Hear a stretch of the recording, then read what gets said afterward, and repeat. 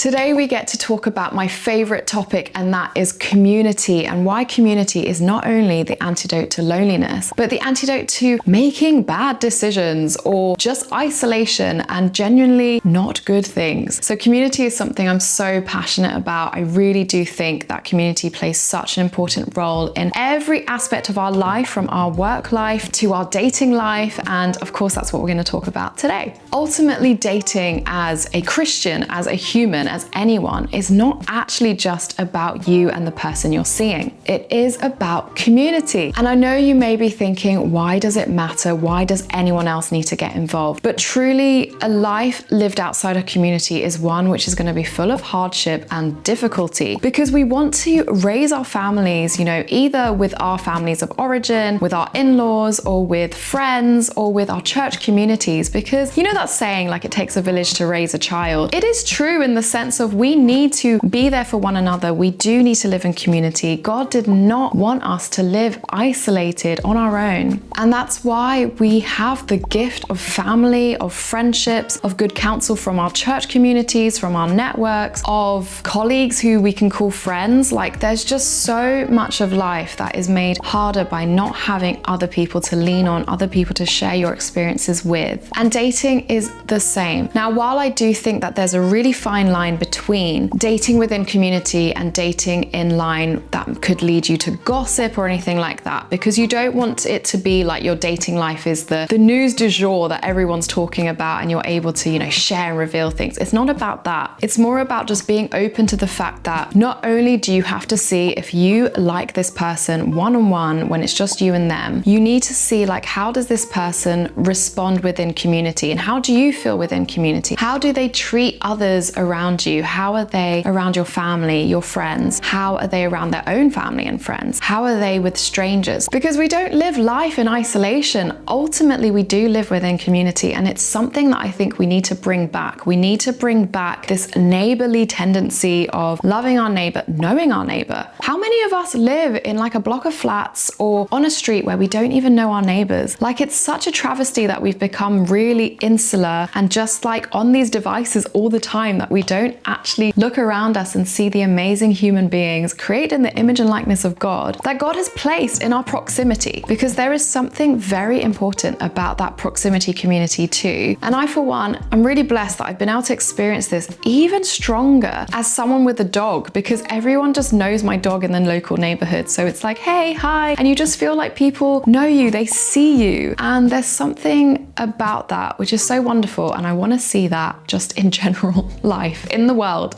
God designed us for community. In Proverbs 11:14 it says, when there is no guidance, the people fall, but in an abundance of counselors there is safety. So really, your friends, your mentors, your family, and your church community can really help you to see clearly in all aspects of life if you share that with them. And they can also help you see things that you might miss. It's quite difficult sometimes, especially when you're dating, because you could have rose-tinted glasses, or you could actually be a very skeptical person and just be like brushing everything off, if you're acting in a very avoidant way. And you might need the counsel of others to say, actually, you've got something really great in front of you. Have you seen it? Have you seen this person? Or you've been acting a little bit off since you've been dating this person, because that's another thing. Other people will be able to see your own behavior and how that's changed since you've been seeing this new person, because we want to encourage one another, and we ideally want to be able to bring out the best in the other person and have them bring out the best in us. And if during a dating season your community has been able to see you've just not been yourself, you've been withdrawn, you've been quiet, or on the flip side of that, you've just been so full of energy and full of life, you've been so vibrant, these are wonderful observations to be able to help in your discernment process, which, yes, ultimately is your decision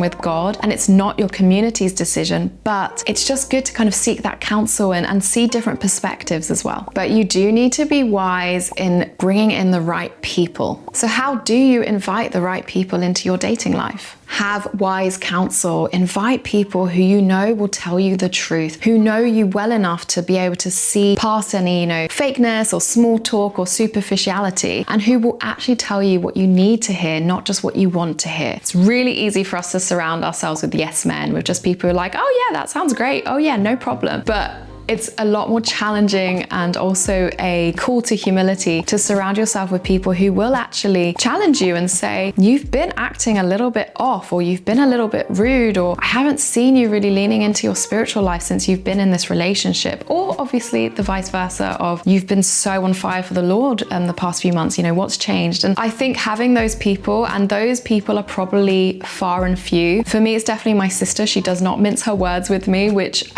at times I've struggled with, but it's actually been such a gift. And she was so pivotal in my, you know, true heart conversion for the Lord, because she just told me some very straight, hard-hitting facts. And that's what you need. You need people who will actually tell you how it is and help you to discern in that, because you might have some friends who just want to tell you what you want to hear. And sometimes that's a comfort and that can be needed. But I think in discernment, you really do need those hard-hitting people who will tell you how it is. Plus, you want to be able to observe your relationship in different settings and different environments. You want to be able to see how this person treats other people, not just you, and also how you feel around them, because sometimes I have seen situations where people are really good one-on-one, but then as soon as they're like in a public setting, they're either like nitpicking at each other, or there's just issues going on, and it's really uncomfortable to see. So you want to be able to know confidently that, you know, and maybe you guys are opposites. So maybe you go to a party and one of you is like introvert, will sit down, have a one-on-one conversation for the whole night, and the other person's being social butterfly around the room. And that can work really nicely. So, you know, you just want to be able to see in different environments. So try to not only date in isolation. Don't just have those one-on-one coffees. Don't just go out only together. If you can, double date. If you can, invite them to, you know, family events, to friend events, to community events. It's a really good way to see how you feel in the world with them. You know, we're called to not be of the world, but we are in the world and we are living in this day and age. So you want to be able to know that this person can be your partner in life, that you can take them to church events, to work events, to family events, and know that they're going to treat others with respect and reverence and love, and vice versa. You also want to be open to accountability. You know, do pray for counsel, but do openly ask people, you know, do let me know if I'm getting a little bit too insular or a bit obsessed with this person, or if I'm letting my hobbies or my friends or my family down when I'm in this relationship, because that is such a temptation when you meet the right person, especially when you've been single for a while, to go into this bubble where you're just like obsessed with that person and you forget about your own responsibilities and your hobbies and the passions you had before you met this person. And that can make it a bit dangerous, because suddenly you become very reliant on the relationship and that person. So you want to be kept accountable to make sure that you're staying your own person and that it's very complementary. Remember, I love the saying that, you know, love is not just like, you're not two half circles coming together, you're actually two circles, like a Venn diagram, and you come together and it's very complementary and you overlap and you still have your own things, but also that's like two separate people becoming one, which is, you know, which of course is very poetic, very beautiful, and God is just the best creator. Like when you think about these things, He is the source of all romance. So I understand that temptation about the bubble and, you know, becoming entwined and entangled in another person, but you do have to stay your own person so you can continue to give with like a full cup. You don't want to run on empty and then eventually not be able to, you know, be the best partner that you can be. So don't isolate your relationship from those around you. Don't date in isolation. Don't go through things in isolation. You know, be open. And obviously you want to always uphold your partner's trust. So if there's something comes up in your dating life that you really want to seek counsel on, but it's a bit personal, do talk to them and say, I would really feel comfortable if I could talk to my mum about this, or my priest about this, or, you know, someone. And make sure to not just date in a vacuum, because that can be really, it can be dangerous, because you start feeling really like the only person who gets you is your partner. And then that puts you in quite a vulnerable position. So you do want to, you know, maintain those relationships around you as well. So in conclusion,